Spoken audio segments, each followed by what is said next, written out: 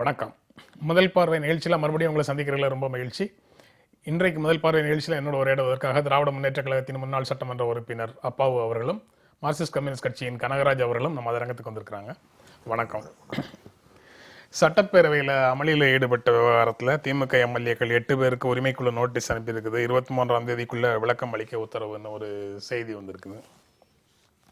இந்த 8 பேர் மேலேயும் 23ஆம் தேதிக்குள்ள விளக்கம் வாங்குறது ஒரு சடங்கு மாதிரி அதை கடந்து போயிட்டா 8 பேர் மேலேயும் தற்காலிக நீக்கம் போன்ற நடவடிக்கைகள் எடுக்கப்படலாம் என்று சட்டப்பேரவை வட்டாரங்கள் தெரிவிக்கின்றன. அந்த செய்தி முடியுது.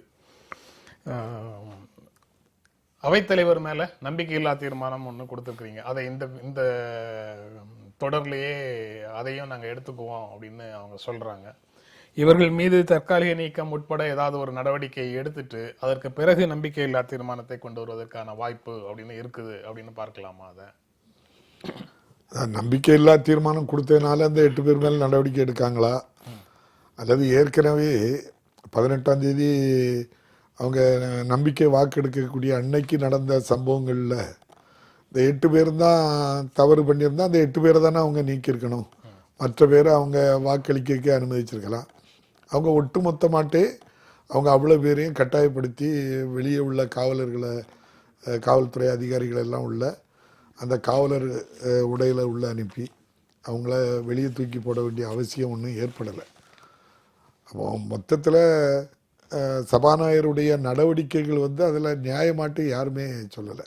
இந்த சம்பவம் நடக்கிறதுக்கு அன்னைக்கு காரணமே சபாநாயகருடைய நடவடிக்கை தான்.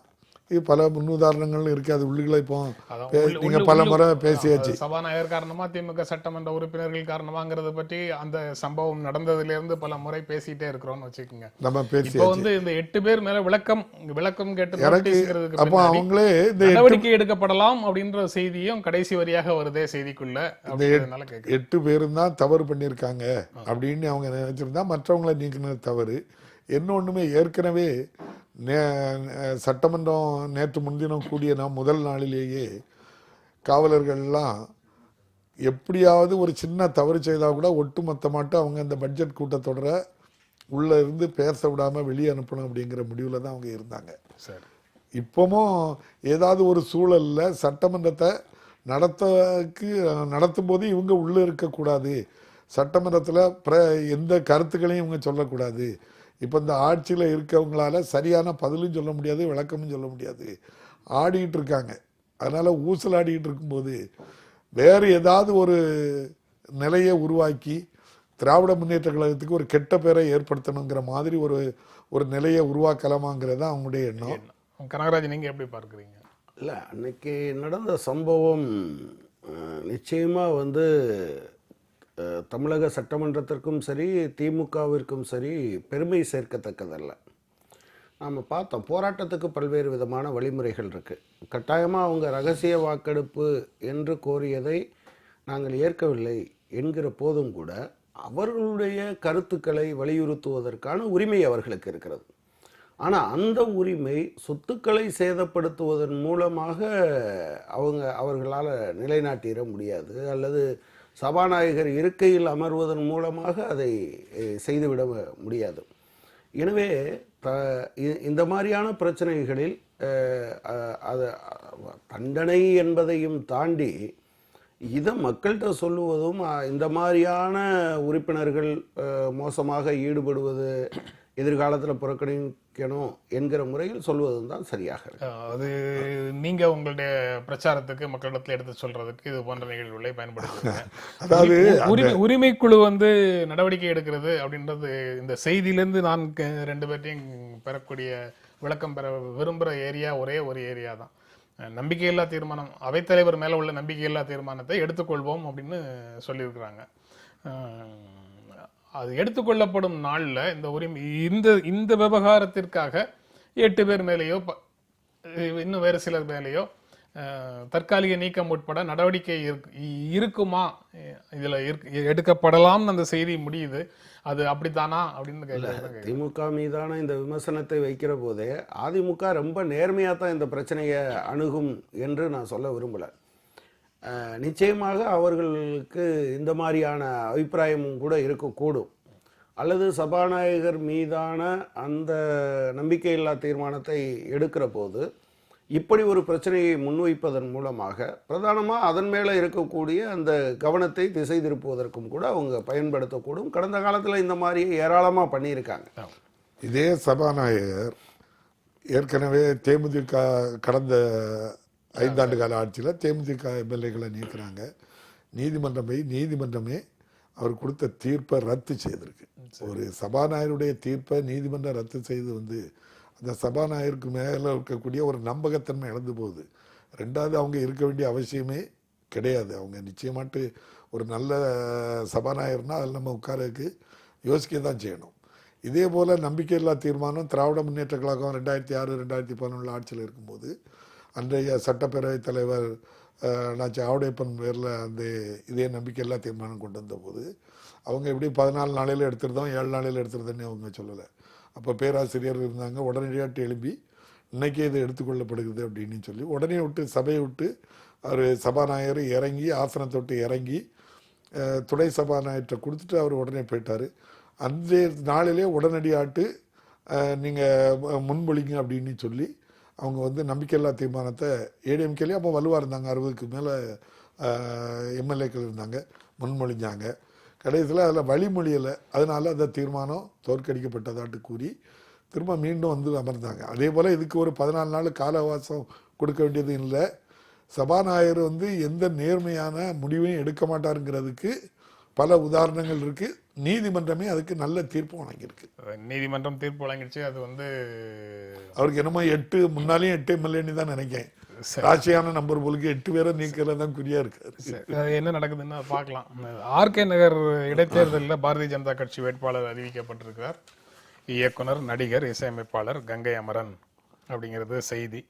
இது தமிழ்நாடு பாரதிய ஜனதா கட்சி தலைவருக்கே தெரியாமல் இந்த அறிவிப்பு டெல்லியிலிருந்து அறிவிக்கப்பட்டிருக்கிறது அப்படிங்கிறதும் அந்த செய்திக்கு உள்ள ஒரு பெட்டி செய்தியாக இருக்கு. அதை எப்படி பார்க்குறீங்க? பாரதிய ஜனதா கட்சி ஒரு இயக்கம், எல்லா இடத்துலையும் அவங்க வெற்றி பெறணும், வட இந்தியாவில் பெரிய வெற்றி பெற்றிருக்கோம் அப்படின்ட்டு சொல்கிறாங்க. என்னைய பொறுத்தவரைலாம் யூபியில் உள்ள வெற்றியெல்லாம் அவங்க அப்படியே ஒரு மிகப்பெரிய வெற்றி, மக்கள் வெற்றின்னு நான் நினைக்க மாட்டேன். ஏன்னா 39% வாக்கு தான் பெற்று அவங்க வெற்றி பெற்றிருக்காங்க. எஸ்பியும் பிஎஸ்பியும் மாயாவதி முலாயம் சிங் கட்சிகள் ரெண்டுமே 44% வாக்குகளை அவங்க பெற்றிருக்காங்க. காங்கிரஸையும் சேர்த்து எடுத்துக்கிட்டால் 50% வாக்கு, எதிர்த்து வாக்கு தான் அவங்களுக்கு மிக அதிகமான வாக்கு. நீங்க எத்தனை இடங்களை சட்டமன்றத்தில் பெறுகிறார்கள் அப்படிங்கிறது தான் இந்த தேர்தலில் முக்கியமானது. அது நம்ம மக்களுடைய வாக்குகளினுடைய எண்ணிக்கையை வச்சுட்டு நம்ம புதிய புதிய விளக்கங்களை கொடுத்துக்கிட்டே இருக்கலாம். அது தொடர்பாக விகிதாச்சார பிரதிநிதித்துவம் அப்படிங்கிற ஒரு முறை இருந்தால் இது போன்ற குறைபாடுகள் இருக்காது அப்படின்னு சொல்லிக்கிட்டே இருக்கலாம். ஆனால் நடைமுறையில் இந்த தேர்தல் முறை இருக்கிற வரைக்கும் அவங்களுக்கு எவ்வளோ இடம் கிடைச்சிருக்குங்கிறது தானே முக்கியமானது. அது முக்கியமாக இருந்தாலும் அவங்க அதே கோணத்தில் தமிழ்நாட்டில் இப்போ இருக்கக்கூடிய சூழலில் அங்கே மதவாத ஒரு அடிப்படையில் அந்த தேர்தலை கொண்டு போய் அதுக்கான முயற்சிகளை ஒவ்வொரு இடங்கள்லையும் அவங்களுடைய விளக்கங்கள் எல்லாமே அந்த அடிப்படையில் தான் பல சம்பவங்கள் நடந்து அது உள்ள போல். அதே போல் இங்கே எடுத்துக்கிட்டால் ஜாதி ரீதியாக இதை கொண்டு போகலாம் அப்படிங்கிறதுக்காக அவங்களுடைய எண்ணங்கள் இருக்குது. ஏற்கனவே ஒரு முறை மதுரையில் தாழ்த்தப்பட்ட மக்களை கூட்டி கொண்டு எங்களுக்கு இடஒதுக்கீடு தேவையில்லைன்னு சொல்லி ஒரு தலைவரை வச்சு பேச வச்சு இப்படியெல்லாம் போனாங்க. அதே போல் நான் கூட நேற்று பத்திரிகையில் பார்க்கும்போது கங்கை அமரன் அவர்களுடைய அவர் பாரதிய ஜனதா கட்சி வேட்பாளருங்கிறத விட என்ன ஜாதியை சேர்ந்தவர் என்பதை கூட முன்னிறுத்துறாங்க. ஆனால் அந்த ஜாதியை முன்னிறுத்துவதனால இங்கே அப்படி ஒரு பலன் கிடைக்குமா அப்படின்னு நம்ம யோசித்து தான் பார்க்கணும். 100% அந்த வாய்ப்பு தமிழ்நாட்டில் பிஜேபிக்கு பலிக்காது. சரி கனகராஜ், நீங்கள் கங்கை அமரன் தேர்வை எப்படி பார்க்குறீங்க? அவர் அது சாதி அடிப்படையிலான தேர்வு அப்படின்னு அவர் சொல்றாரு. வேறொரு நாளிதழில் அனைத்து இந்திய அண்ணா திராவிட முன்னேற்ற கழகத்தின் 91-96 ஆட்சியில் நேரடியாக பாதிக்கப்பட்டவர் அப்படிங்கிற ஒரு இமேஜ் இந்த தேர்தலில் அவசியம், அதற்காக அவரை முன்னிறுத்தியிருக்கிறாங்க பாரதிய ஜனதா கட்சி அப்படின்னு சொல்லி ஒரு கருத்தை போட்டிருக்கிறாங்க. எங்களுக்கு அவர் பாவலர் வரதராஜனுடைய தம்பி அப்படிங்கிற ஒரு பார்வை வருது. அதனால அதை ஒட்டி நீங்க என்ன முடிவெடுப்பீங்கிறத பற்றி கேள்விகளும் வருது. நீங்க எப்படி பார்க்குறீங்க அந்த தேர்வை? 2 விஷயம். நான் இதுக்குள்ளே போகிறதுக்கு முன்னால் நீங்கள் முதல்ல சொன்னதில் பாரதிய ஜனதா எதை நோக்கி போய் கொண்டிருக்கிறது என்பதனுடைய அடையாளம் இந்த கங்கை அமரன் அவர்கள் அறிவிக்கப்பட்ட முறை. நீங்கள் மோடி ஏற்கனவே அவர் அப்படி நடந்து கொண்டிருந்தார். இந்த உத்தரப்பிரதேச தேர்தல்களுக்கு பின்னால் பாரதிய ஜனதா கேள்வி கேட்க முடியாத அல்லது பாரதிய ஜனதாவினுடைய எந்த ஒரு அமைப்புக்கும் மிஞ்சிய தலைவராக அவர் உருவெடுத்திருக்கிறார் என்பதுதான். பொது வெளியில் ஒரு பிரதமர் என்கிற முறையில் எப்படி நடந்து கொள்கிறார் என்பது வேற. இப்போ அடுத்த ஸ்டேஜுக்கு அவர் போயிருக்கிறதாகவே நான் கருதுகிறேன். அதனுடைய வெளிப்பாடு தான் மாநில தலைவருக்கு தெரியாமல் இந்த அறிவிப்பது என்பது நடந்திருக்கிறது என்று பார்க்குறேன். அதாவது கங்கை அமரன் போன்றவர்களை ஒரு ஜாதியாக முன்னிறுத்துவதில் அவங்க வெற்றி பெற முடியும் என்று தோணலை. ஜாதிக்காகத்தான் அவங்க சொல்லியிருக்காங்கன்னு நான் நினைக்கல. அடுத்ததாக கங்கை அமரன் அவர் பாவலர் வரதராஜனுடைய சகோதரர் என்பதை சொன்னீங்க. பாரதிய ஜனதாவின் சார்பில் என்னுடைய அப்பாவையோ என்னுடைய மகளையோ நிறுத்தினாலும் நான் எதிர்த்து பிரச்சாரம் செய்வேன். எங்கள் கட்சி அப்படி தான் செய்யும், அதில் எந்த விதமான சந்தேகமும் இல்லை. எனவே பாவலர் வரதராஜனுடைய சகோதரர் என்கிற காரணத்திற்காக சிபிஎம் இதில் ஒரு மாறுபட்ட நிலை எடுத்துவிடும் என்பதெல்லாம் கிடையாது. சரி. எனவே அந்த மாதிரியான பிரச்சனைகளுக்கு எந்த விதமான வாய்ப்பும் இல்லை என்பதை நான் சொல்றேன். சிபிஎம் ஒரு நிலை எடுக்கக்கூடிய தேவை இருக்குதா? இன்னொரு செய்தி மக்கள் நல கூட்டியக்கம் இடைத்தேர்தலில் போட்டியிடாது அப்படின்னு கேள்விக்குறியோட ஒரு செய்தி ஒரு நாளிதழில் போட்டிருக்கிறாங்க. இதில் சிபிஐ விசிகே விடுதலை சிறுத்தைகளும் இந்திய கம்யூனிஸ்ட் கட்சியும் இந்த தேர்தலில் போட்டியிட வேண்டாம் அப்படிங்கிற ஒரு நிலைப்பாட்டை வலியுறுத்துறதாகவும், மார்க்சிஸ்ட் கம்யூனிஸ்ட் கட்சி மட்டுமே போட்டியிட வேண்டும் என்ற நிலைப்பாட்டை வலியுறுத்துறதாகவும் அந்த கட்சி தலைவர்கள் சொல்றாங்க. உங்களுக்கு தெரியுமே, மக்கள் நல கூட்டணியினுடைய அடிப்படையான கோட்பாடு என்ன? திமுக, அதிமுக, பாஜக இவர்களுக்கு மாற்றை முன்னிறுத்துவது என்பதுதான் அடிப்படையான அம்சம். அப்படி ஒரு மாற்று என்பது ஒரு இன்ஸ்டால்மெண்ட் பேசிஸில் நீங்கள் பண்ண முடியாது. அதற்குள் ஒரு தொடர்ச்சி வேண்டும் என்பது தான். அப்போ கடந்த முறை சட்டமன்ற தேர்தல்கள் அந்த 3 தொகுதிக்கு வந்தபோது கூட மார்க்சிஸ்ட் கட்சி அதை வலியுறுத்தியது. கட்டாயமாக நாம் போட்டியிட வேண்டும் என்பதை வலியுறுத்தினோம். ஸோ இந்த முறையும் நாங்கள் சொல்லிகிட்டு இருக்கோம், கட்டாயமாக மக்கள் நல கூட்டணி போட்டியிடும் என்று தான் நான் உறுதியாக நம்புகிறேன். ஒரு மாறி இருக்கிற ஒரு சூழல் அன்று சட்டமன்ற தேர்தல் நடக்கும்போது தலைமையில் இருந்த 2 பேர் இல்லை. அதை பற்றி விரிவாகவும் பேச வேண்டியது இருக்கு. அந்த 2 பேர் இல்லை. அடுத்த தலைமுறை பொறுப்பில் எடுத்து இந்த தேர்தலை நடத்திட்டு இருக்கு, இந்த கட்சிகளை நடத்திட்டு இருக்கிறாங்க.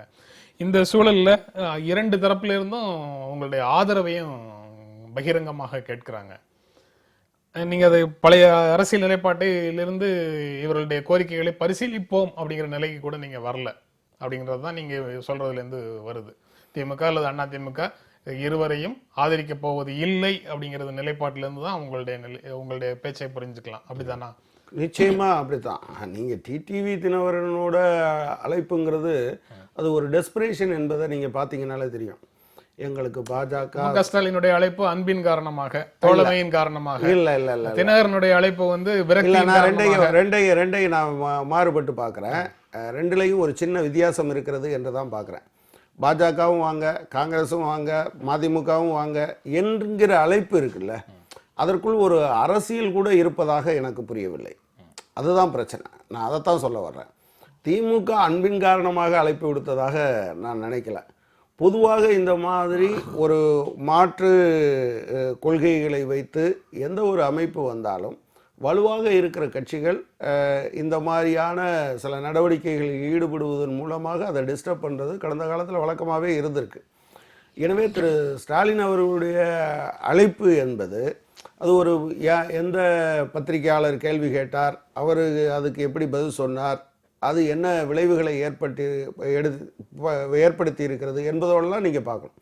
பட் டிடிவி தினகரனோட அறிவிப்பு என்பது யார் வேணாலும் என்னை ஆதரிக்கலாம், எல்லாருடைய ஆதரவையும் கேட்கிறேன், அதாவது பாஜகவும் கம்யூனிஸ்டுகளும் சேர்ந்து ஆதரிப்பார்கள் என்று அவருக்கு அப்படி தோன்றி இருப்பதற்கான அவர் அப்படி நினைக்கிறாரு அப்படின்னு சொன்னால், அல்லது அவர் விரும்புகிறார் என்றால் அவருடைய இது கடந்த காலத்துல திராவிட முன்னேற்ற கழகம் எல்லா கட்சிகளுடைய ஆதரவையும் அதிமுகவை வீழ்த்த வேண்டும் என்ற ஒரே நோக்கத்திற்காக காங்கிரசுக்கும் பாஜகவுக்கும் மார்க்சிஸ்ட் கம்யூனிஸ்ட் கட்சிக்கும் இந்திய கம்யூனிஸ்ட் கட்சிக்கும் எல்லாருக்கும் கடிதங்களை திமுக அனுப்பியிருக்கு. அதே மாதிரியான ஒரு நிலையை திமுகவினுடைய நிலையை தினகரன் இப்போது எடுக்கிறார் அப்படின்னு சொல்லி சொல்ல முடியாதா? அதான் நீங்க வளர்ச்சியினுடைய ஒவ்வொரு கட்டம் இருக்கு. அதிமுக இவ்வளவு நாள் கழிச்சு அதை எடுக்குது அப்படிங்கிறதா. இப்ப கடந்த காலத்துல அப்படி பேசுகிற போது அது விமர்சனத்துக்கு உள்ளாகி இருக்கிறது என்பதோட சேர்த்தான் பார்க்கணும். நீங்க எப்படி பார்க்குறீங்க? நீங்க அழைப்பு விடுத்ததுக்கு பிறகும் அதை ஏற்காமல் அவங்க தனியாக நிற்கிறதாக முடிவு பண்ணியிருக்கிறாங்க. தமிழ்நாட்டில் திமுக அதிமுக ரெண்டு கட்சிகளுமே ஆட்சியில் இருந்திருக்கிறாங்க. அவங்களுடைய பொருளாதார கொள்கையில் எந்த வேறுபாடும் கிடையாது. சாதி கொடுமை உட்பட சமூக பிரச்சனையிலையும் வேறுபாடு கிடையாது. ஊழல்லையும் வேறுபாடு கிடையாது. அப்படி இருக்கும்போது அதிமுக இருக்கிற ரெண்டு கோஷ்டிகள் மற்றும் திமுக ஆகியவற்றுக்கு மாற்றாகத்தான் நாங்கள் முடிவெடுக்க முடியும். ஒரு கட்சிக்கு சார்பான நிலைப்பாட்டை எடுத்துவிட முடியாது சொல்றாங்க. நம்ம செயல் தலைவர் தளபதி அவர்களுடைய அழைப்புக்கும் டிடிவி தினகரனுடைய அழைப்பும் ரெண்டையும் ஒன்றா வச்சு பார்க்க முடியாது. நம்ம சகோதரர் சொன்னாங்க, இல்ல அவங்க மார்க்சிஸ்ட் கம்யூனிஸ்ட் கட்சி ரெண்டையுமே நிராகரிச்சிருச்சுன்னா ஒன்னா வச்சு பாக்குது அப்படின்னு சொல்லலாம். அவர் வேறுபாடு இருக்குன்னு சொன்னாலும் கூட விளைவு ஒண்ணுதான். அவங்க ரெண்டையுமே நிராகரிச்சாங்க. அவருடைய நோக்கம் எனக்கு டிடிவி தினகரன் எதுக்காக பேசுறாரு அப்படின்னா மதிமுகவை உள்ள இழுக்கணும். அதுக்காக அவங்க ஏற்கனவே பேசி முடிச்சாச்சு, அழைப்பை கொடுங்க வாரண்ணி வராங்க. ஒண்ணு. ரெண்டாவது, தளபதி ஒரு அழைப்பை கொடுத்ததுனால நாங்களும் கேட்டிருக்கோம், நீங்க அப்ப ரெண்டு பேர் கேட்டா நாங்க என்ன செய்ய அப்படிங்கக்கூடிய ஒரு நிலைப்பாட்டுக்கு சொல்றது. அதனால ரெண்டையுமே நிராகரிச்சாங்க. அதுக்காகவும் அவங்க அதை சொல்லியிருக்கலாம். அந்த நோக்கமும் இருக்கலாம், இல்ல அது தெரியல. ஆனா திராவிட முன்னேற்ற கழக தலைவர் கலைஞர் எப்போதும் அடிக்கடி சொல்லுவாரு, நம்ம நண்பர் கனகராஜ் ஐயாவுக்கு நல்லா தெரியும், நான் இந்த திமுக இயக்கத்தில் இல்லைன்னா நான் கம்யூனிஸ்ட் அட்டை மாறி இருப்பேன். அதுல இருந்து வளர்ந்த ஆளு, அது இப்பவும் அந்த கொள்கையில உள்ள ஆளு. எனக்கு தனிப்பட்ட முறையில இந்த நாட்டில் கம்யூனிஸ்டும் இருக்குன்னு நான் நினைப்பேன். ஏன்னா மத்தியிலையும் சரி மாநிலத்திலையும் சரி, மத்தியில் கம்யூனிஸ்டுகளுடைய பிரதிநிதிகள் குறைய குறைய உண்மையிலே அது ஒரு நாட்டுக்கு நல்ல ஒரு முற்போக்கான இதாட்டு இருக்காது. இன்னைக்கு கம்யூனிஸ்ட் மட்டும் இன்னைக்கு பார்லிமெண்ட்ல இருந்திருக்கும்னா வர இருக்கின்ற ராஜ்யசபா தேர்தலுக்கு மார்க்சிஸ்ட் கட்சியில இருந்து ஒருத்தரையும் இந்திய கம்யூனிஸ்ட்ல இருந்து ஒருத்தரையும் உங்களுடைய 98 கூட்டணியில் இருக்கக்கூடிய 98 உறுப்பினர்கள்ல இருந்து நீங்க ஆதரவு தெரிவிச்சு அனுப்பிடுவீங்க அப்படின்னு எடுத்துக்கலாம். இல்ல அது நடக்காதுன்னு சொல்ல முடியாது. நீங்க அதெல்லாம் நடக்கிறத ஏற்கனவே நடக்காதுன்னு சொல்ல முடியாது. இப்ப நீங்க பாராளுமன்றத்தில் இருக்கக்கூடிய டி ராஜா உட்பட இருக்கக்கூடிய நாடாளுமன்ற மேலவை உறுப்பினர்கள் அவங்க கம்யூனிஸ்ட வச்சும் இல்லை, அவங்க எல்லாம் ஒரு நல்ல அறிவாளிகள், இந்த நாட்டை பற்றி சிந்திக்கவங்க. அவங்க போறதுல எந்த தவறும் கிடையாது. அதுக்கு நீங்க நாங்க இப்போ ஆதரவு கொடுக்கோம்னா அதில் நான் தவறாட்டை நான் அதை எண்ண போறது இல்லை. என்னுடைய சொந்த கருத்தும் சரி, கட்சியினுடைய நிலைப்பாடும் ஏதோ ஒரு நாங்கள் கூப்பிட்டோம் நீங்கள் வரல போகலங்கிறதுக்காக இல்லை. அதே சமயத்தில் ஏடிஎம்கே வீழ்த்தியே ஆகணும் அதுக்காக நீங்கள் வாங்க அப்படிங்கிற ஒத்த கருத்து உள்ளவங்களும் வாங்க இல்லை. நீங்கள் ஏற்கனவே நடந்து முடிந்த சட்டமன்ற தேர்தலை பாருங்கள். இப்போ இருக்கக்கூடிய மக்கள் நல கூட்டணியிலேயே 3 பேர் கட்சிகளையும் சரி, இவங்களுக்குடைய பிரதிநிதித்துவம் உள்ள இருக்குன்னு நாங்கள் விரும்புகிற ஆள். நீங்கள் ஏதோ சுயநலம் நாங்கள் வெற்றி பெறணும் ஆட்சி அமைக்கணுங்கிறத தாண்டி நல்ல சிந்தனை உள்ள கம்யூனிஸ்டுகளும் இருக்கணும். எல்லாரும் விளிம்பில் இருக்கவங்களுக்காக குரல் கொடுத்துருக்கிற தம்பி திருமாவளவன் உட்பட அவங்களுடைய பிரதிநிதிகள் உள்ள வரணும். அது 50 100 வரலன்னா கூட 5-10 அளவுக்காவது உள்ள இருந்தாக்கி இந்த சமுதாயத்துக்கு அது நல்லது, நாட்டுக்கு நல்லது, நல்ல ஆலோசனை சொல்லுவாங்க. அந்த அடிப்படையில தான் அவங்கள நம்ம கூப்பிட்டுருக்கோமே தவிர வேற எந்த நோக்கமும் உள்நோக்கமும் இல்லை. அவங்க இன்னொரு கட்சியுடைய ஆதரவை கேட்கிறது உங்க கட்சியினுடைய பலவீனம்னு மற்றவர்கள் நினைப்பாங்கிறத பத்தி கவலை இல்லை. அது பலவீனம் இல்லை, ஒரு நியாயமான ஒரு அவங்களுடைய பிரதிநிதித்துவம் அதிகரிக்க வேண்டும்ங்கிற ஒரு நோக்கத்தோட நீங்க அவங்கள கூப்பிடுறீங்க, அப்படித்தானே? அதாவது உங்களுக்கு தெரியும், கடந்த சட்டமன்ற தேர்தலில் ஆணவ மாட்டு வேற யாரையும் சேர்க்க மாட்டேன் அப்படிங்கக்கூடிய எண்ணம் எங்கிட்ட கிடையாது. நாங்கள் நிதானமான ஆள். சட்டமன்ற தேர்தலில் நீங்கள் 2011 தேர்தலில் மிகப்பெரிய பின்னடைவை நாங்கள் சந்தித்தோம். அதுக்கப்புறம் நாடாளுமன்ற தேர்தலில் அதை விட பின்னடைவு. அதுக்கப்புறம் நமக்கு நாமே பயணத்தின் போதும் தளபதி பட்டி தொட்டியெல்லாம் போய் இந்த தேர்தலை முன்னிறுத்தி நடத்துறது தளபதி தான் நடத்துகிறாங்க. நடத்தி கிட்டத்தட்ட இன்னைக்கு நீங்கள் சொன்ன அளவுக்கு 98% சட்டமன்ற உறுப்பினர்கள் எங்கள் கூட்டணிக்கு கிடைச்சிருக்கு. 1% வாக்கு வித்தியாசத்தில் தான் நாங்கள் அந்த ஆட்சியை இழந்திருக்கோம். ஏன் நானே 49 வாக்குகள் வித்தியாசத்தில் தான் நான் என்ன தோத்ததை அறிவித்தாங்க. நான் ஜெயித்தது அது வேறு சமாச்சாரம். ஆக இந்த வளர்ச்சியில் இருக்கும்போதும் நாங்கள் பணிவாட்டு தான் எல்லாரும் வாங்கன்னு சொல்கிறோமே தவிர நாங்கள் தனியாக பார்த்துக்கிடக்கூடிய அளவுக்கு நான் இன்னைக்கு அவங்களுடைய ஏடிஎம்கேடைய பலம் உங்களுக்கு தெரியும். எத்தனை பிரிவாக இருக்காங்க. இபிஎஸ், ஓபிஎஸ், தீபா, இப்போ தினகரனை வேட்பாளரை அறிவிச்சதுக்கு அப்புறம் கணவர் இப்போ இன்றைக்கு அவர் தனி கட்சி, அவரது ஒரு தனி கட்சி. இப்போ இது போக டிடிவி தினகரனை அறிவிச்சதுக்கு அப்புறம் அங்கே இன்னொரு கட்சி எடப்பாடி என்னமோ அடுத்த கட்டத்தில் அவர் தான் என்னமோ முதல்வராக போறாரு, ஜெயிச்சா முதல்வர் ஆகிறாரு, விடாம பார்த்துக்கலான்னு சொல்லி அங்கேயே ஆள் இருக்காங்க அவங்களுக்குள்ளே. ஆக இந்த சூழல்ல எங்களுக்கு வெற்றி வாய்ப்பு பிரகாசமாக இருக்கும் போதும் நாங்கள் எங்களுடைய அன்பான வேண்டுகோள் தான், நம்ம அண்ணன் கனகராஜ் அவர்கள் தமிழ்நாட்டில் திமுக, அதிமுக, பாஜக எங்களுக்கு வேண்டாங்கிறத மாற்றி பாஜக வேண்டாம், அந்த நிலைப்பாடு நிரந்தர நிலைப்பாடு உங்களுக்கு. ஏன்னா யூபிஏ கவர்மெண்ட்டுக்கே பாஜக வரக்கூடாதுங்கிறது தான் நீங்க ஆதரவு கொடுத்தீங்க மத்தியில். அந்த அடிப்படையில் பாஜக வேண்டாங்கிறது உங்களுடைய நிரந்தர நிலைப்பாடு. அதிமுக, திமுக, காங்கிரஸ், பாஜக உள்ளிட்ட கட்சிகளுக்கு மாற்று அப்படின்னு இடையில நீங்க எடுத்த நிலைப்பாடு தற்காலிக நிலைப்பாடு, அதை நீங்க மாற்றிக்கலாம் அப்படிங்கிற கோரிக்கையை அன்பாக வைக்கிறாங்க. அவங்க பங்களிப்பு வேணுங்கிறது தான். இப்படி சொல்ற போது அது ஒரு பாஜகவையும் திமுக, அதிமுகவையும் ஒரே நேர்கோட்டில் நாங்கள் வைக்கல. சரி, அது ஒரு அடிப்படையான அம்சம் என்பதை நான் சொல்ல விரும்புகிறேன். பாஜக என்பது வேற, அது அது அது அது அது ஜனநாயகத்துக்கு எதிரான ஒரு அமைப்பு. எனவே அது வேற. திமுக, அதிமுக இந்த இரண்டு கட்சிகளும் அவர்கள் சமீபத்தில் நவீன தாராளமய கொள்கைகள் வந்துவிட்ட பிறகு அமல்படுத்துகிற கொள்கைகள். அதே போல் இந்த ஊழல் என்பதனுடைய வடிவமாக இவர்கள் ரெண்டு பேரும் இந்த காலத்தில் வந்திருக்கிறது. அதாவது நான் ஊழல்னால் இதில் எது பெரிய ஊழல் சின்ன ஊழல்னா, ஊழல் என்பால் உங்களுடைய அணுகுமுறை என்ன என்பதை சொல்கிறேன். ஒவ்வொரு கட்சியிலையும் ஒரு தனிநபர் ஊழல் செஞ்சுட்டா அந்த கட்சி மொத்தமே மோசமாக பார்க்க முடியுமா என்பதல்ல. பட் ஊழல் செய்தவர்கள் குறித்து அந்த கட்சியினுடைய அணுகுமுறை, நிலைப்பாடு என்னவாக இருக்கிறது என்பதோடு சம்மந்தப்பட்டு அது என்கிறத பார்க்குறோம். அவங்க பல விஷயங்களை சொன்னாங்க. உண்மையிலேயே மரியாதைக்குரிய அப்பாவு அண்ணாச்சிக்கு என்னுடைய நன்றிகளை நான் உரித்தாக்குறேன். ஆனால் அதே சமயத்தில் இந்த எல்லா விதமான நல்லெண்ணங்களையும் தாண்டி தேசத்தினுடைய நலன், இந்த மக்களினுடைய நலன் என்று வருகிற போது தவிர்க்கவே முடியாமல் இந்த ரெண்டு பேருடைய கொள்கைகளுக்கும் மாற்றாக ஒன்றை உருவாக்க வேண்டிய அவசியம் இருக்கிறது என்பதை மார்க்சிஸ்ட் கட்சி பார்க்க. மார்க்சிஸ்ட் கட்சி என்ற நிலை அது. இந்திய கம்யூனிஸ்ட் கட்சியும் விடுதலை சிறுத்தைகளும் உங்களுடைய நிலையிலிருந்து மாறுபட்டு இந்த இடைத்தேர்தலை பங்கேற்க வேண்டாம் அல்லது ஏதாவது ஒரு கட்சிக்கு ஆதரவு கொடுப்போம் அப்படின்னு ஒரு நிலையை அவங்க எடுக்கிறாங்களா?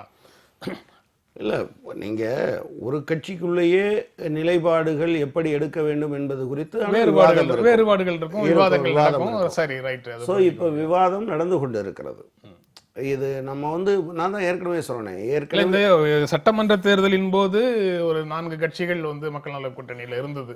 நீங்க வைத்த அதிமுக, திமுக, காங்கிரஸ், பாஜக உள்ளிட்ட கட்சிகளுக்கு மாற்று அப்படிங்கிற உங்களுடைய அரசியல் நிலைப்பாட்டை ஆதரித்து ஏற்றுக்கொண்டு அந்த 4 கட்சிகளும் இருந்தன அப்படின்னு ஒரு குறைந்தபட்ச செயல்பாட்டின் திட்டத்தை அடிப்படையில் இருந்தாங்கன்னு புரிஞ்சுக்க முடியுது. அது நடந்தது. அதுக்கப்புறம் மறுமலர்ச்சி திமுக அங்கேருந்து போயாச்சு. மீதி 2 கட்சிகள், உங்களை தவிர இருக்கக்கூடிய மீதி 2 கட்சிகளும் இப்போ அந்த குறைந்தபட்ச செயல் திட்டத்தின் மேல நின்னாங்கன்னா, அதை பிடிச்சிட்டு நின்னாங்கன்னா, அவர்களுக்கு இந்த வேறுபாடு உத்தி தொடர்பான வேறுபாடாக இருக்கலாம். ஆனா கொள்கையில ஒழுங்கா நிலைச்சு நிற்கிறாங்கன்னு சொல்ல முடியும். ஆனா அது போட்டியிடுதல் போட்டியிடாமல் இருக்கிறதுங்கிற லெவலோட இருக்கும்போது அப்படி புரிந்து கொள்ள முடியும். ஆனா இதுக்கு மாறாக திமுக அல்லது அதிமுக இரண்டில் ஏதாவது ஒன்றை ஆதரிக்க வேண்டும் அப்படிங்கிற முழக்கத்தை உங்ககிட்ட வலியுறுத்த தொடங்கிட்டாங்கன்னா உங்களுடைய அடிப்படைகளை விட்டு அவங்க நகர்ந்து போயிட்டாங்கன்னு பொருளாகுது.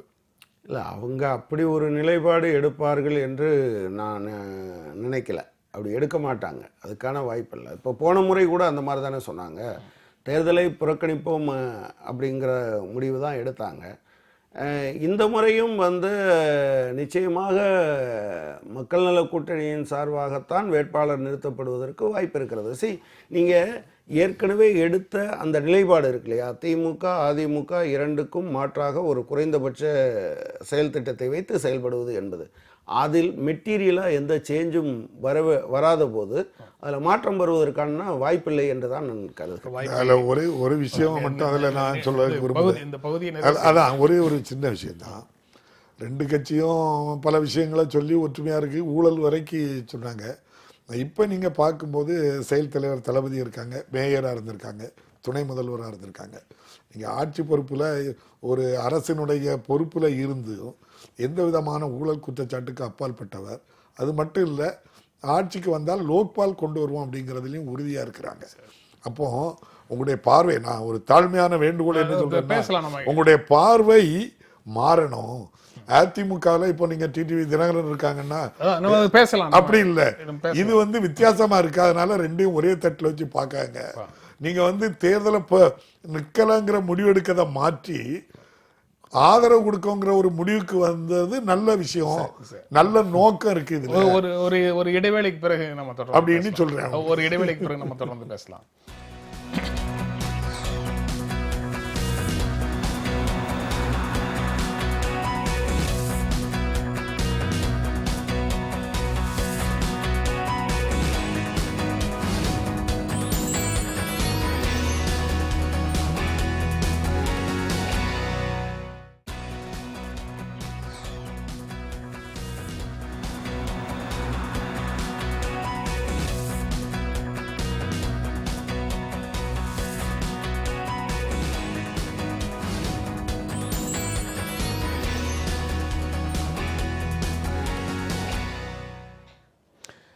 நாக்பூரில் ராஷ்டிரசாந்த் தகதோஜி மகாராஜ் பல்கலைக்கழகத்தில் மார்க்சிஸ்ட் கம்யூனிஸ்ட் கட்சியினுடைய செயலாளர் சீதாராம் யெச்சூரி பேசுவதாக இருந்தது. ஏதோ காரணங்களுக்காக பல்கலைக்கழகத்தின் துணைவேந்தர் அந்த கூட்டத்தை தள்ளி வச்சிட்டதாக, ஒத்தி வச்சிட்டதாக செய்திகள் வந்தது. இன்றைய நாளிதழில் அதே பல்கலைக்கழகத்தில் இருக்கக்கூடிய டாக்டர் அம்பேத்கர் கல்லூரியில் சீதாராம் யெச்சூரியினுடைய கூட்டம் நடைபெறும். அவர் பேசுவார். ஜனநாயகத்தின் சரிவு, சவால்களும் தீர்வுகளும் அப்படிங்கிற தலைப்பில் அவர் பேசுவாருன்னு அந்த கல்லூரி பேராசிரியர் அறிவிச்சிருக்கிறாரு.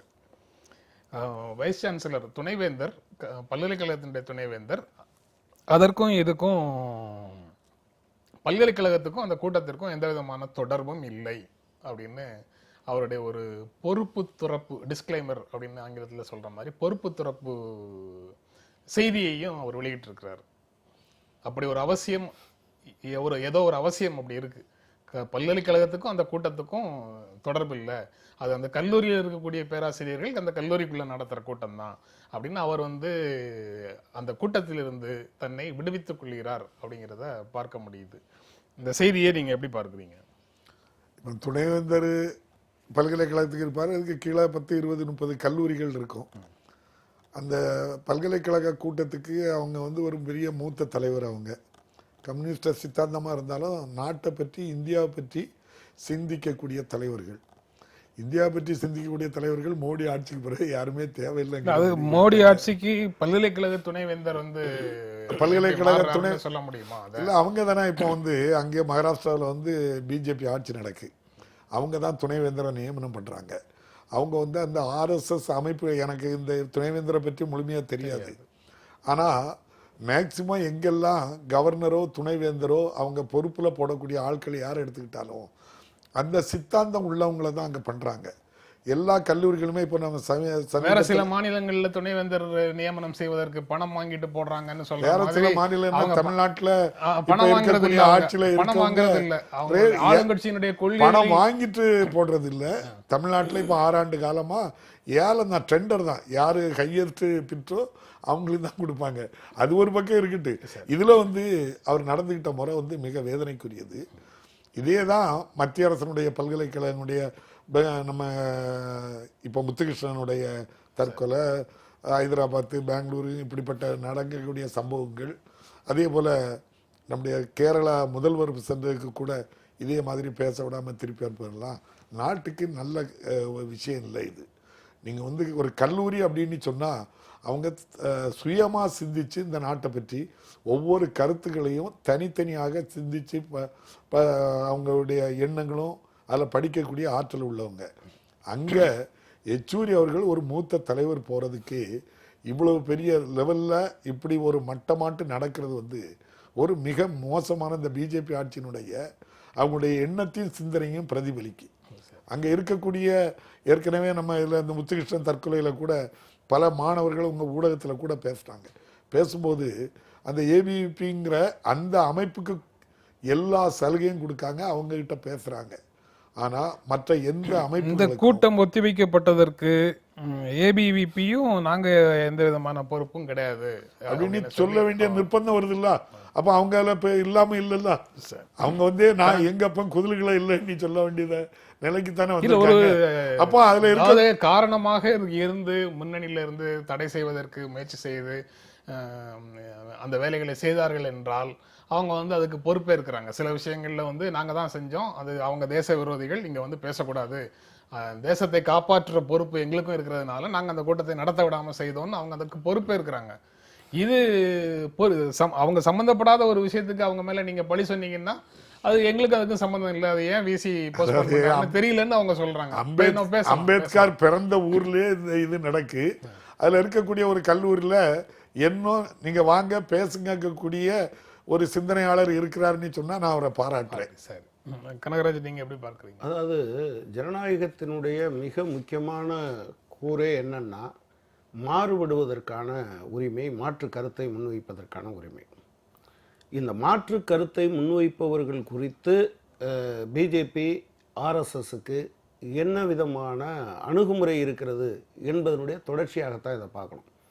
நீங்கள் சொல்கிற மாதிரி இந்த குறிப்பிட்ட விஷயத்தில் ஏபிவிபியும் சரி அல்லது மற்ற அமைப்புகளும் எங்களுக்கு அதுக்கு சம்மந்தம் இல்லை அப்படின்னு சொல்லியிருக்காங்க. ஆனால் நீங்கள் வந்து இந்த மாற்று கருத்து, அது காந்தியாக இருந்தாலும் மகாத்மா காந்தியாக இருந்தாலும் சரி, கல்பர்கியாக இருந்தாலும் சரி, பன்சாரேவாக இருந்தாலும் சரி, தபோல்கராக இருந்தாலும் சரி, அல்லது இப்போ சமீபத்தில் கன்னட எழுத்தாளர் ஒருத்தருடைய முகத்தில் மை வீசியதாக இருக்கட்டும், ஒரு மாற்று கருத்தை கருத்தின் மூலமாக எதிர்கொள்கிற மனப்பக்குவம் அவங்களுக்கு கிடையாது. அது வந்து ஒரு நபர் சார்ந்தது என்று நான் நினைக்கிறேன். நீங்கள் அதாவது ஒரு காலத்தில் அவங்க என்ன ஆரம்பித்தாங்க அப்படின்னு சொன்னால், நீங்கள் பாகிஸ்தான் பாடகர்கள், பாகிஸ்தான் கிரிக்கெட் டீம், பாகிஸ்தான் பட தயாரிப்பாளர்கள், பாகிஸ்தான் நடிகர்கள் என்று அவங்க பேச ஆரம்பித்தாங்க. அப்புறம் இந்தியாவுக்குள்ள அவங்க இதை எப்படி, நீங்கள் தீஸ்தா செத்தால்வத் இங்கே வரும்போது எப்படி நடந்து கொண்டார்கள் என்பது தெரியும். இதே மாதிரி நீங்கள் நாலந்தா பல்கலைக்கழகத்தில் இருந்து அமர்த்தியா சென் எப்படி வெளியேற்றப்பட்டார் என்பது தெரியும். நீங்கள் வைஸ் சான்சலர் தமிழ்நாடு மாதிரி, இப்போ தமிழ்நாட்டில் சசிகலாவை பார்க்குறதுக்கு 9 துணைவேந்தர்கள் போனதை ஊடகங்கள் பெரிதாக சித்தரித்தன. அவங்க போய் பார்த்தாங்க, ரொம்ப மோசம், ரொம்ப அவமானகரமான ஒரு நிகழ்வு என்று தான் அதை சொல்லணும். ஆனால் என்ன பிரச்சனைனா, இப்போ ஜவஹர்லால் நேரு பல்கலைக்கழகத்தினுடைய துணைவேந்தர் உத்தரப்பிரதேச வெற்றிக்கு மோடிக்கு வாழ்த்து தெரிவித்திருக்கிறார் என்பதையும் நீங்கள் சேர்த்து பார்த்தீங்கன்னா தான் இதனுடைய ஒட்டுமொத்த வடிவமும் என்ன.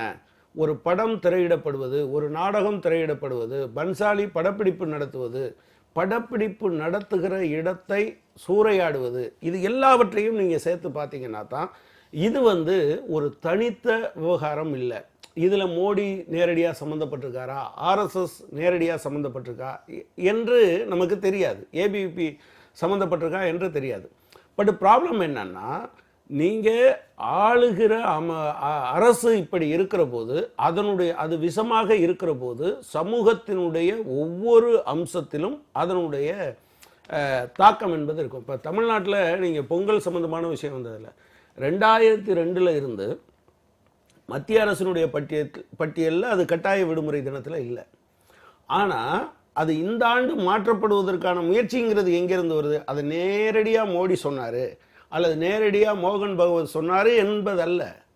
இந்த கொள்கைகள், அவங்க கடைப்பிடிக்கிற இந்த கோட்பாடுகளை கவனத்தில் கொள்கிற இதில் இருக்கக்கூடிய பிற்போக்காளர்கள் அவர்களை ப்ளீஸ் பண்ணுறதுக்காக, அவர்களை மகிழ்ச்சிப்படுத்துவதற்காக, அல்லது இதுவரையிலும் அந்த மாதிரியான குணங்களை அடக்கி வைத்திருந்தவர்கள் இப்போது தைரியம் அடைந்து அவங்க முன்ன வந்திருக்காங்க என்பதனுடைய வெளிப்பாடு என்று தான் நான் பார்க்குறேன். நீங்க அவங்க நேரடியாக அதிகாரத்தில் இருக்கக்கூடியவங்க நேரடியாக தலையிட்டு சில தவறுகளை செய்தாங்கன்னா அந்த தவறுகள் மேல உங்களுடைய விமர்சனமும் குற்றச்சாட்டுகளும் புரிந்து கொள்ளக்கூடியது. அவர்கள் இதை விரும்புவார்கள்னு சொல்லி கீழே இருக்கிறவங்க செய்யக்கூடியதுக்கான பொறுப்பையும் அவங்க மேலேயே சுமத்துறது அப்படிங்கிறது எவ்வளவு தூரம் தீஸ்தா சுற்றல்வத்தை பேசக்கூடாதுன்னு போற இடங்கள்ல பல இடங்கள்ல நடந்திருக்கு. அதுவும் குறிப்பாக பல பல்கலைக்கழக வளாகங்கள்ல இது போன்ற நடவடிக்கைகள் நடந்துட்டு இருக்கு. அதனுடைய பின்னணியில இங்க வந்து அவங்க டிஸ்கிளைம் பண்ணாலும் அவர்களே காரணமாக இருக்கக்கூடுங்கிற முடிவுக்கு மேல இருந்து ஒரு சின்ன குழு கிடைக்காம இப்படி ஒரு நடவடிக்கை ஒரு ப்ரோக்ராமுக்கு வந்தால பேச விடாம அனுப்பணும் அப்படின்னு சொன்னா அவர் வைஸ் சான்சலர் தான்.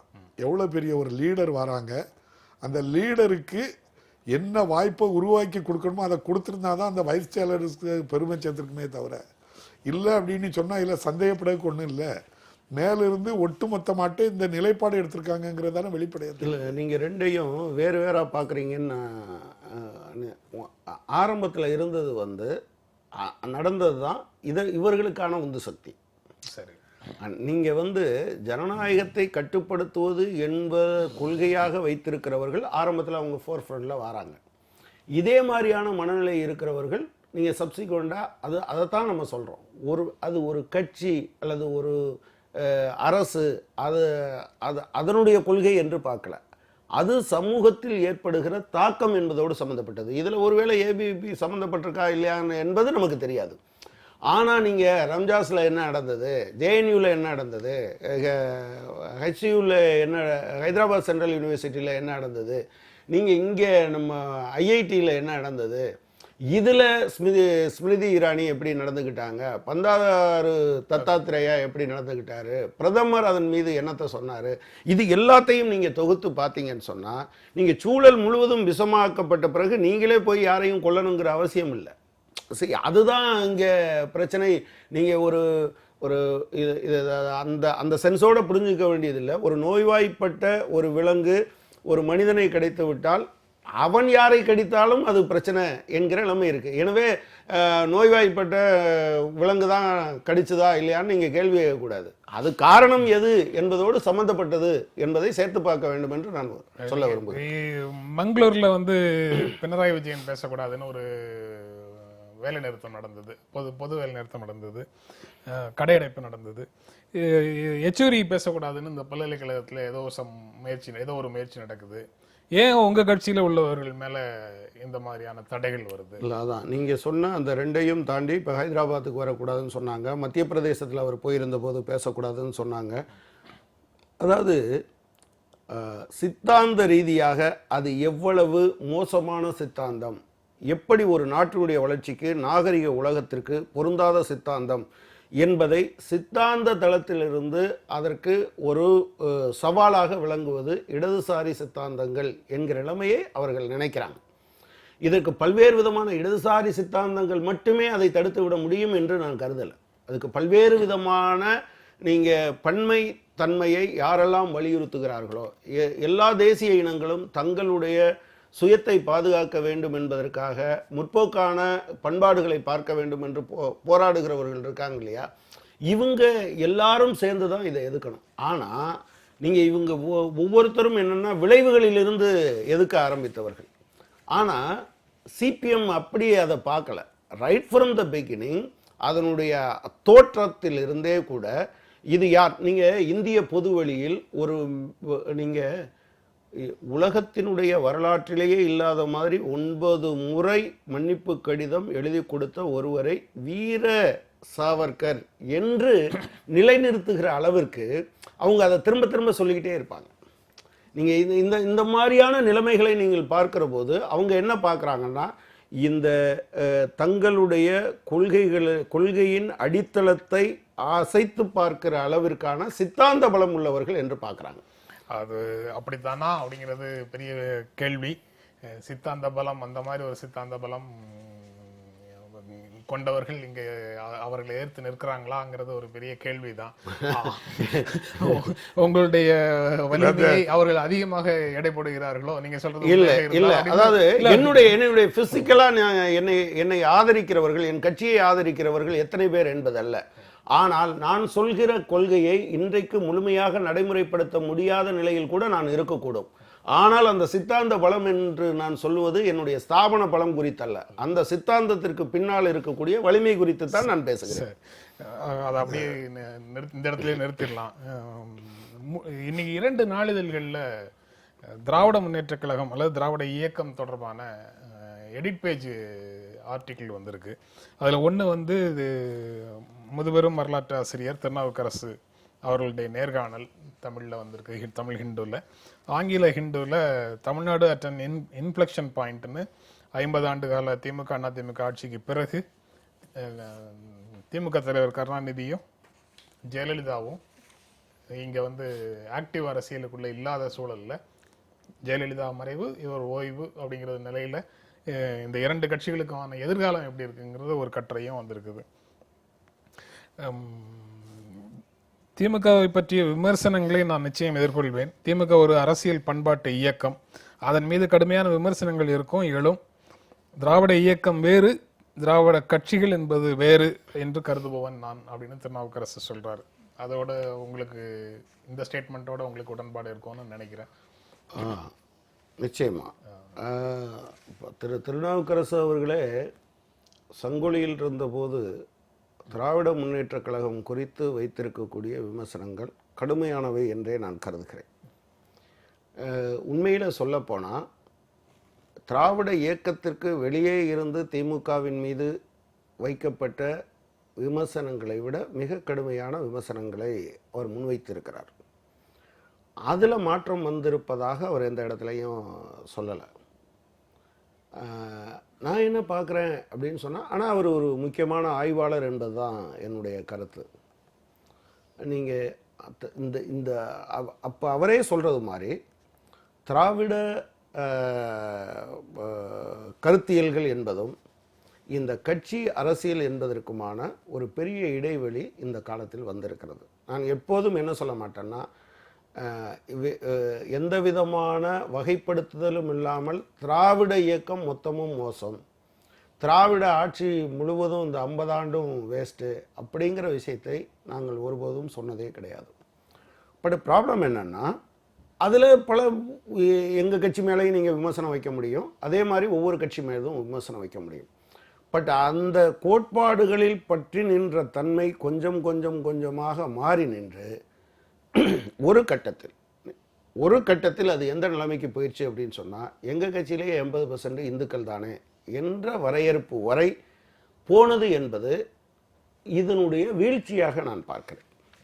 நீங்கள் அந்த சென்ஸில் இருந்து தான் இதை பார்க்க வேண்டியது இருக்குது. இந்த 2 எனவே இன்றைக்கு அதனால்தான் அதை மாற்று என்று சொல்ல வேண்டியது இருக்கு.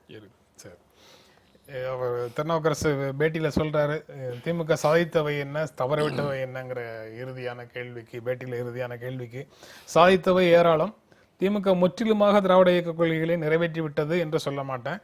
ஆனால் அந்த கட்சி முடிந்தவரை சாதித்திருக்கிறது. நிறைவேற்றாத சாதனைகளை தவறவிட்டவை என்று சொல்ல முடியாது. இனி எதிர்வரும் திமுகவின் ஆட்சி காலம் அதை இட்டு நிரப்பும் அப்படின்னு ஒரு நேர் வகையாக நம்பிக்கையூட்டக்கூடிய வகையில் அந்த பேட்டியை நிறைவு செய்ய. இன்னைக்கு வந்து தமிழ்நாட்டில் வந்து இவ்வளவு கல்வி வளர்ச்சி வளர 14வது நிதிக்குழுவில் சொல்லும்போது தமிழ்நாடு வளர்ந்த மாநிலம் அப்படின்னு சொல்லக்கூடிய அளவுக்கு இந்த வளர்ச்சி எடுத்து வந்திருக்கு அப்படின்னு சொன்னால், அது திராவிடம் முன்னேற அந்த நீதி கட்சி ஆரம்பித்த காலத்திலேருந்து இன்று வரை உள்ளதில் அதை மாறுபட்ட கருத்தை யாரும் சொல்ல முடியாது. நான் இவ்வளோ பேர் படிச்சிருக்காங்க, ஏற்கனவே பல தளங்களில் சொல்லியிருக்கேன். 1914 100 பேர் பட்டதாரி, இன்னைக்கு எவ்வளோ பட்டதாரி இருக்கிறாங்க. அந்த 100 பட்டதாரிகளில் முன்னேற்ற சமுதாயத்தில் எவ்வளோ பேர் இருந்தாங்க, 6 பேர் தான் பிற்படுத்தப்பட்டவர்களில் இருந்தாங்க. ஆனால் இன்னைக்கு அதெல்லாம் தாண்டி ஒரு வளர்ச்சி ஏற்பட்டிருக்கு. அதுக்கு காமராஜர் காலத்திலிருந்து அதுக்கு பிறகு அதை விட்டு சென்ற படியிலேருந்து இது வரைக்கும் ஒரு வளர்ச்சி ஏற்பட்டிருக்கு. அதில் எந்த மாற்றமும் நான் குறையும் சொல்ல முடியாது. ஒரு சிம்பிளாக சொன்னால், குற்றம் பார்க்கின் கிராமத்தில் சொல்லுவாங்க, குற்றம் பார்க்கின் சுற்றம் இல்லை. குற்றத்தையே நீங்கள் முன்னெடுத்து பேசிக்கிட்டு இருந்தாக்கி உற்றார் உறவினர்கள் சொந்த பந்தங்களே நம்மளை விட்டு போயிடுவாங்க. அப்படிதான் நம்ம சகோதரர் கனகராஜ்கிட்ட நான் என்ன நினைக்கிறேன்னா, ஒரு விஷயத்தை மட்டும்தான் அவங்க எடுத்து இடிப்பாறை இல்லா ஏமரா மன்னன் கெடுப்பார் இல்லாமல் கெடும் அப்படின்னும் இருக்கு. இருக்கு இருக்கு. அதான் இடிக்க வாங்க, இடிக்க ஆள் இல்லைன்னா நீங்க எதை இடிக்க கூப்பிடுறீங்க தெரியலையே. அது இல்ல, நல்ல ஆலோசனை சொல்றதுக்கு நீங்க வரணும் கேட்கும். இன்னொரு விஷயத்தை மட்டும் நான் தெளிவா சொல்றேன். ஏற்கனவே சொன்னதுதான், செயல் தலைவர் தளபதி ஆட்சியில் இருந்திருக்கிறாரு, அதிகாரத்தில் இருந்திருக்காரு, மேயராக இருந்திருக்கிறாரு, பாலங்கட்டின ஊழல் அப்படின்ட்டுலாம் சொன்னாங்க. அதில் எதுவும் அவங்க மேலே ஒரு சார்ஜ் ஷீட் கூட போட முடியாத ஒரு நிலை. இன்னைக்கு அவர் கூப்பிடுதாரு, நீங்கள் வாங்க, வந்து நம்ம பேசிக்கலாம், என்ன பேசணுமோ உங்களுக்கும் நமக்கும் பேசணும்னா ஒரு குறைந்தபட்ச செயல் திட்டம். ஏற்கனவே தலைவர் கலைஞர் இருந்தபோது இப்போ நீங்கள் ஊழலை எதிர்க்கிற மாதிரி தான் தளபதியும் எதிர்க்கிறாங்க. நாங்கள் ஆட்சிக்கு வந்தால் ஊழலை அறவே இருக்கு, லோக்பால் கொண்டு வருவோங்கிறாங்க. இது ஒரு நல்ல முன்னேற்றமான ஒரு தலைவர்.